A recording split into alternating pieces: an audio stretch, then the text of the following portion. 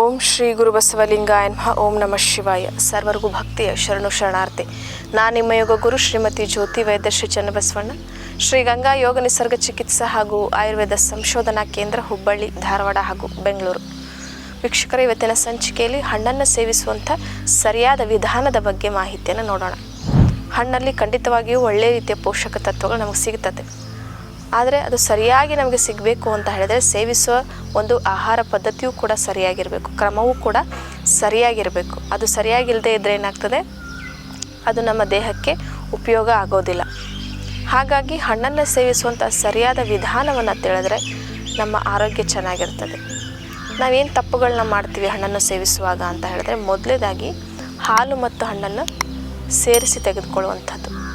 ಯಾವತ್ತು ಹಾಲಿನೊಂದಿಗೆ ಬೇರೆ ಮತ್ತು ಆಹಾರ ಪದಾರ್ಥಗಳನ್ನ ಸೇರಿಸಿ ತೆಗೆದುಕೊಳ್ಬಾರ್ದು ಅಂತ ಹೇಳ್ತದೆ ಆಯುರ್ವೇದ. ಕೆಲವೊಂದಿಷ್ಟು ಒಂದು ಕಂಡೀಷನ್ನಲ್ಲಿ ಹಾಲಿನ ಜೊತೆ ಬೆಲ್ಲ ಹೇಳ್ತೀವಿ, ಅರಿಶಿನ ಹೇಳ್ತೀವಿ, ಜೇನು ಹೇಳ್ತೀವಿ, ಅದು ಮತ್ತು ಬೇರೆ ವಿಷಯ. ಆದರೆ ಸಾಮಾನ್ಯವಾಗಿ ಹಾಲಿನೊಂದಿಗೆ ಹಣ್ಣನ್ನು ಮಿಶ್ರಣ ಮಾಡಿ ತೆಗೆದುಕೊಳ್ಬಾರ್ದು. ಇನ್ನು ಟೀ ಕಾಫಿ ಜೊತೆ ಈ ಹಾರ್ಲಿಕ್ಸ್, ಬೋರ್ಮಿಟಾ ಇವೆಲ್ಲವೂ ಹಾಲಿನಿಂದ ಮಾಡ್ತಾರೆ.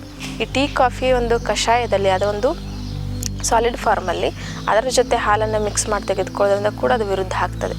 ಅದು ಗ್ಯಾಸ್ಟ್ರಿಕ್ ಎಸಿಡಿಟಿಗೆ ಕಾರಣ ಆಗ್ತದೆ. ಕೆಲವರಿಗೆ ಟೀ ಕುಡಿದ ತಕ್ಷಣ ಎದೆ ಉರಿ ಬರುವಂಥದ್ದು, ಈ ರೀತಿ ಸಮಸ್ಯೆಗಳು ಕಾಣಿಸ್ಕೊಳ್ತಾ ಇದೆ ತುಂಬ ಜನಕ್ಕೆ. ಕಾರಣ ಏನಂತ ಹೇಳಿದ್ರೆ, ಕಷಾಯದ ಜೊತೆಗೆ ಹಾಲನ್ನು ಮಿಕ್ಸ್ ಮಾಡಬಾರ್ದು. ಟೀ ಕಾಫಿಯ ಜೊತೆಗೆ ಹಾಲನ್ನು ಮಿಕ್ಸ್ ಮಾಡಿ ಸೇವಿಸೋದ್ರಿಂದ ಏನಾಗ್ತದೆ, ಅಲ್ಲಿ ವಿರುದ್ಧ ಆಗ್ತದೆ. ಹಾಗಾಗಿ ಹಣ್ಣುಗಳ ವಿಷಯದಲ್ಲೂ ಅಷ್ಟೇ, ಹಣ್ಣಿನ ಜೊತೆ ಯಾವುದೇ ಹಣ್ಣಿನ ಜೊತೆ ಹಾಲನ್ನು ಮಿಕ್ಸ್ ಮಾಡಿ ತೆಗೆದುಕೊಳ್ಳೋದ್ರಿಂದ ಅಲ್ಲಿ ವಿರುದ್ಧ ಆಹಾರ ಆಗ್ತದೆ. ಬಹಳಷ್ಟು ನಾವು ಇವತ್ತೇನು ಮಾಡ್ತೀವಿ, ಮಿಲ್ಕ್ ಶೇಕ್ಗಳನ್ನು ಕುಡಿತೀವಿ. ಅಲ್ಲಿ ಎಲ್ಲದರಲ್ಲೂ ಹಣ್ಣಿನ ಜೊತೆಗೆ ಹಾಲನ್ನು ಮಿಕ್ಸ್ ಮಾಡಿರ್ತಾರೆ. ಅದು ವಿರುದ್ಧ ಆಗ್ತದೆ. ದೇಹದಲ್ಲಿ ಹಲವಾರು ರೀತಿಯ ಸಮಸ್ಯೆಗಳನ್ನು ಸೃಷ್ಟಿ ಮಾಡ್ತದೆ. ಅಜೀರ್ಣದ ಕಾಯಿಲೆಗಳು ಬರಲಿಕ್ಕೆ ಶುರು ಮಾಡ್ತದೆ.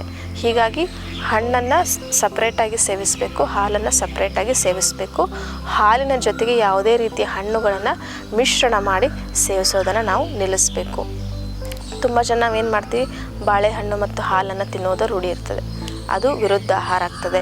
ಇದರಿಂದ ಒಬೆಸಿಟಿ ಸಮಸ್ಯೆ ಬರ್ತದೆ, ಅಜೀರ್ಣದ ಸಮಸ್ಯೆ ಬರ್ತದೆ. ಅದರಲ್ಲಿರುವಂಥ ಯಾವ ಪೋಷಕ ತತ್ವವು ನಮಗೆ ಉಪಯೋಗಕ್ಕೆ ಬರೋದಿಲ್ಲ. ಹೀಗಾಗಿ ಹಾಲು ಹಣ್ಣಿನ ಸೇವನೆಯನ್ನು ಒಟ್ಟೊಟ್ಟಿಗೆ ಮಾಡಬಾರ್ದು. ಇನ್ನು ಅತಿಯ ಒಂದು ದೀರ್ಘಕಾಲದ ಸಮಯದವರೆಗೆ ಕತ್ತರಿಸಿಟ್ಟಂಥ ಹಣ್ಣನ್ನು ತಿನ್ನುವಂಥದ್ದು. ತುಂಬ ಜನ ಏನು ಮಾಡ್ತಾರೆ ಅಂತ ಹೇಳಿದ್ರೆ, ಹಣ್ಣಿನ ಮೇಲಿನ ಸಿಪ್ಪೆ ಎಲ್ಲ ತೆಗೆದುಬಿಟ್ಟು ಅದನ್ನ ಕತ್ತರಿಸಿ ಒಂದು 2-3 ಅವರ್ ಫ್ರಿಜ್ಜಲ್ಲಿಡ್ತಾರೆ. ಫ್ರಿಜ್ಜಲ್ಲಿಟ್ಟು ಆಮೇಲೆ ತಿನ್ನುವಂಥ ರೂಢಿ ಇರ್ತದೆ.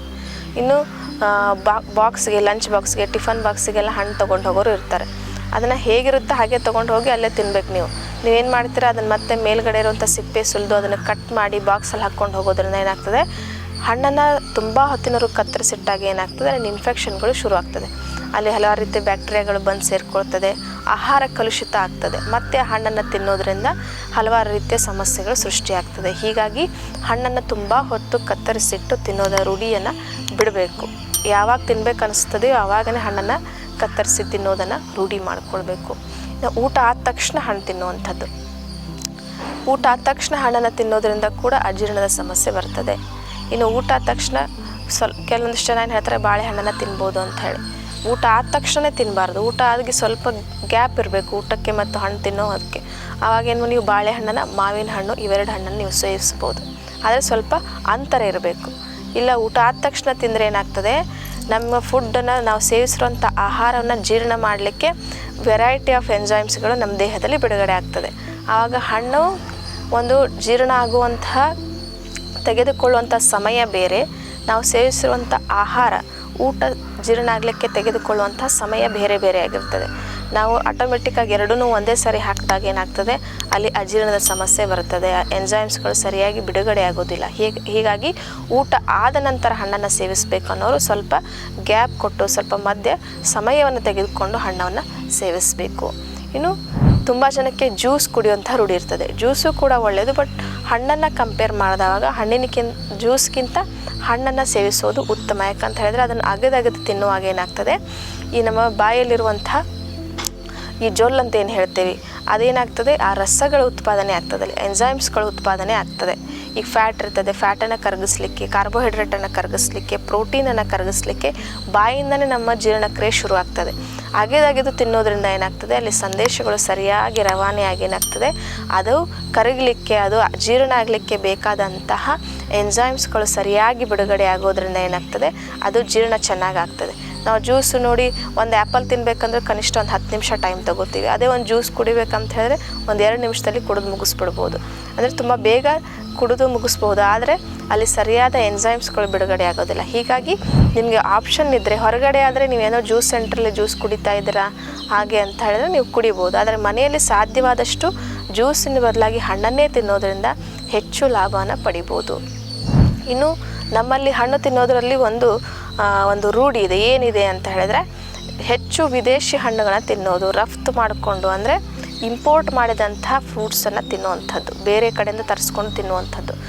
ಅದು ಏನಾಗ್ತದೆ, ಕಾಲ ವಿರುದ್ಧ ಆಗ್ತದೆ, ಪ್ರದೇಶ ವಿರುದ್ಧ. ಅಂದರೆ ಆ ಪ್ರದೇಶದಲ್ಲಿ ಬೆಳೆಯುವಂಥ ಹಣ್ಣುಗಳನ್ನ ತಿನ್ನಬೇಕು, ರೀಜ್ನಲ್ ಫುಡ್ಡನ್ನು ತಿನ್ನಬೇಕು. ತಿನ್ನದೇ ಇದ್ದರೆ ಏನಾಗ್ತದೆ, ಅದು ವಿರುದ್ಧ ಆಹಾರ ಆಗ್ತದೆ. ಆಯುರ್ವೇದದ ಪ್ರಕಾರ ಏನು ಹೇಳ್ತಾರೆ ಅಂತ ಹೇಳಿದ್ರೆ, ನಾವು ಇರುವಂಥ ಸ್ಥಳದಿಂದ ಹಿಡಿದು ಸರೌಂಡೆಡ್ ಸುತ್ತ 100 ಕಿಲೋಮೀಟ್ರ್ ಒಳಗಡೆ ಬೆಳೆಯುವಂಥ ಆಹಾರ ಪದಾರ್ಥಗಳನ್ನ ತಿನ್ನಬೇಕು. ಅದರ ಆಚೆಗೆ ನಾವು ಹೊರಟಿವಿ ಅಂತ ಹೇಳಿದ್ರೆ, ಪ್ರಾದೇಶಿಕವಾಗಿ ಕೆಲವಿಷ್ಟು ಹಂತವನ್ನು ಮೀರಿದಾಗ ಆ ಒಂದು ಲಕ್ಷಣಗಳು ಬದಲಾಗ್ತವೆ, ಒಂದು ವಾತಾವರಣದ ಒಂದು ಚೇಂಜಸ್ ಆಗ್ತದೆ. ಇವಾಗ ಇಲ್ಲಿರುವಂತಹ ಒಂದು ವಾತಾವರಣ ಬೆಂಗಳೂರಲ್ಲಿರೋದಿಲ್ಲ, ಬೆಂಗಳೂರಲ್ಲಿರೋ ವಾತಾವರಣ ಮಹಾರಾಷ್ಟ್ರದಲ್ಲಿರೋದಿಲ್ಲ. ಹೀಗೆ ಪ್ರದೇಶದಿಂದ ಪ್ರದೇಶಕ್ಕೆ ವಾತಾವರಣ ಬದಲಾವಣೆ ಆಗೋದ್ರಿಂದ ಆ ವಾತಾವರಣ ಏನಾಗ್ತದೆ, ಮನುಷ್ಯನ ಮೇಲೂ ಎಫೆಕ್ಟ್ ಆಗ್ತದೆ. ಅದರ ಜೊತೆಗೆ ಬೆಳೆಗಳ ಮೇಲೆ, ಬೆಳೆಯುವಂತಹ ಬೆಳೆಗಳ ಮೇಲೂ ಅದು ಪರಿಣಾಮ ಇರ್ತದೆ. ಹೀಗಾಗಿ ನಾವಿರುವಂಥ ಪ್ರದೇಶದಲ್ಲೇ ಬೆಳೆಯುವಂತಹ ಆಹಾರಗಳನ್ನ ಹೆಚ್ಚು ನಾವು ತೆಗೆದುಕೊಳ್ಬೇಕು. ಇಲ್ಲಾಂದ್ರೆ ಏನಾಗ್ತದೆ, ಅದು ನಮ್ಮ ದೇಹಕ್ಕೆ ಸೆಟ್ ಆಗೋದಿಲ್ಲ. ಹೀಗಾಗಿ ಯಾವುದೇ ಹಣ್ಣಿರಲಿ ಅದು ಸೀಸ್ನಲ್ ವೈಸ್ ಇರಬೇಕು. ಋತುಗಳಿಗೆ ಅನುಸಾರವಾಗಿ ಯಾವ ಹಣ್ಣು ಸಿಗ್ತದೆ ಆ ಹಣ್ಣೇ ತಿನ್ನಬೇಕು. ಇವಾಗ ನಾವು ಋತುವಿಗೆ ವಿರುದ್ಧವಾಗಿ ಬೆಳೆದಿರ್ತಾರೆ. ಇವಾಗ ಎಲ್ಲ ಸೀಸನ್ನಲ್ಲೂ ಎಲ್ಲ ರೀತಿಯ ಫ್ರೂಟ್ಗಳು ಸಿಗುವಂಥದ್ದು ಸಹಜ ಆಗಿದೆ. ಆದರೆ ಋತುವಿಗೆ ಅನುಸಾರವಾಗಿ ಹಣ್ಣನ್ನು ಸೇವಿಸಬೇಕು. ಅದು ನಮ್ಮ ರೀಜ್ನಲ್ ಫುಡ್ ಆಗಿರಬೇಕು. ನಾವಿರುವಂಥ ಸುತ್ತಮುತ್ತ ಪ್ರದೇಶದಲ್ಲೇ ಬೆಳೆದಿರುವಂಥದ್ದಾಗಿದ್ದರೆ ಮಾತ್ರ ಅದು ಆರೋಗ್ಯಕ್ಕೆ ಒಳ್ಳೆಯದಾಗ್ತದೆ. ಹೀಗಾಗಿ ತುಂಬ ನಾವು ಆ ಹಣ್ಣು ತಿನ್ಬೇಕು, ಈ ಹಣ್ಣು ತಿನ್ಬೇಕಂತ ಹೇಳಿ ರಫ್ತು ಮಾಡಿಕೊಂಡು ಬೇರೆ ಕಡೆ ತರಿಸ್ಕೊಂಡು ತಿನ್ನೋದ್ರಿಂದ ಹೆಚ್ಚು ಲಾಭ ಇರೋದಿಲ್ಲ. ಸಾಧ್ಯವಾದಷ್ಟು ನಮ್ಮಲ್ಲೇ ಸಿಗುವಂಥ ಹಣ್ಣುಗಳನ್ನು ತಿನ್ನೋದ್ರಿಂದ ಹೆಚ್ಚು ಲಾಭ ಸಿಗ್ತದೆ. ಇನ್ನು ರಾತ್ರಿ ಹೊತ್ತು ಹಣ್ಣನ್ನು ತಿನ್ನುವಂಥದ್ದು. ತುಂಬ ಜನ ಈ ಡಯಟ್ ಮಾಡೋರು ರಾತ್ರಿ ಹಣ್ಣು ತಿಂತಾರೆ. ರಾತ್ರಿ ಹಣ್ಣು ತಿನ್ನೋದ್ರಿಂದ ಏನಾಗ್ತದೆ, ಇಂಡೈಜೆಷನ್ ಕ್ರಿಯೇಟ್ ಆಗ್ತದೆ. ಕಾರಣ ಏನಂತ ಹೇಳಿದ್ರೆ, ಸೂರ್ಯ ಅಸ್ತ ಆದ ನಂತರ ಹಣ್ಣುಗಳನ್ನ ಹೆಚ್ಚು ತಿನ್ನಬಾರ್ದು. ಇದು ಕಫ ಪ್ರಕೃತಿಯನ್ನು ಉಲ್ಬಣ ಮಾಡೋದ್ರಿಂದ, ರಾತ್ರಿ ಕೂಡ ಕಫ ಪ್ರಕೃತಿ ನಮ್ಮ ದೇಹದಲ್ಲಿ ಹೆಚ್ಚಾಗಿರೋದ್ರಿಂದ ಅಲ್ಲಿ ಮತ್ತೆ ವಿರುದ್ಧ ಆಗ್ತದೆ. ಆಗ ಏನಾಗ್ತದೆ, ಮತ್ತೆ ಹಲವಾರು ರೀತಿಯ ಸಮಸ್ಯೆಗಳು ಬರ್ತದೆ.